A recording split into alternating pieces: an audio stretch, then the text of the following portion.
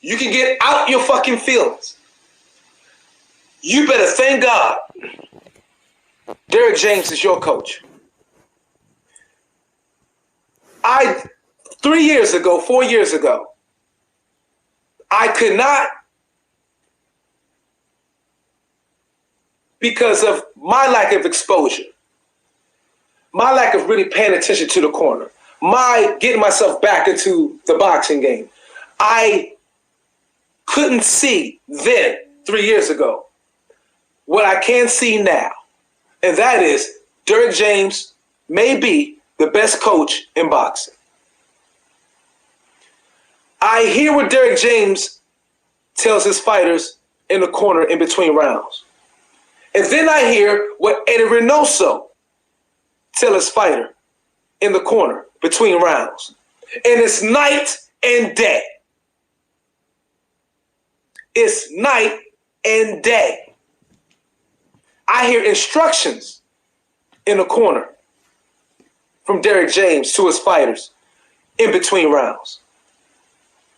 I hear encouragement from Eddie Reynoso in the corner with his fighters in between rounds. There are two different things. You have a trainer that can be encouraging, yeah, pick yourself up, get your head in the game, you're doing good, don't worry about it. Just go in there, give me some work, pick up your pace, you know what I'm saying, keep your guard up, such and such. Instructions that's ambiguous, instructions that's all over the place. It's really just encouragement to prep the fighter up, so the fighter won't be feeling a particular way about himself. It's more like positive reinforcement. And that's great that Eddie Reynoso does that. But when Derrick James is in the corner talking to his fighters, I hear instructions. I hear a trainer being a trainer and explaining things to his fighter that he realized his fighter doesn't see. Things his fighter can take advantage of.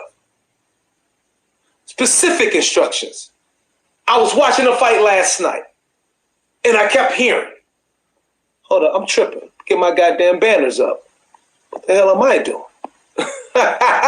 Piece of pugilism. I was excited.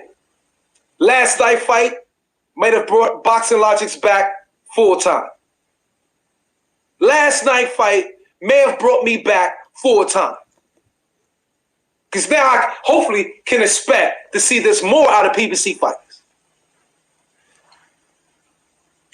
I heard Derrick James telling them, look, keep everything on the inside. He told him that 3 rounds in a row. And guess what? Jermell Charlo eventually did it 3 rounds in a row. And the last punch Jermell Charlo did or got Castano with that caused the first knockdown was a short left hook inside. Not looping, okay, on the outside, or not a left hook that was trying to counter the right hand from Brian Castano, because Brian Castano, now that's one thing, Jermell Charlo, but I don't want to lose point. You was getting hit with that overhand right quite often and the straight right. You got to move your head off that line, bro, and pivot. So you're susceptible to the right hand. It's going to happen quite often in 2 fights in a row. That's all good. You're going to work on that. But instead of trying to counter or soon as thinking you can weave Castano's right hand and then come with your left hook, which wasn't working at all. It didn't work at all in the first fight, and it wasn't working last night. You kept it inside, and it worked.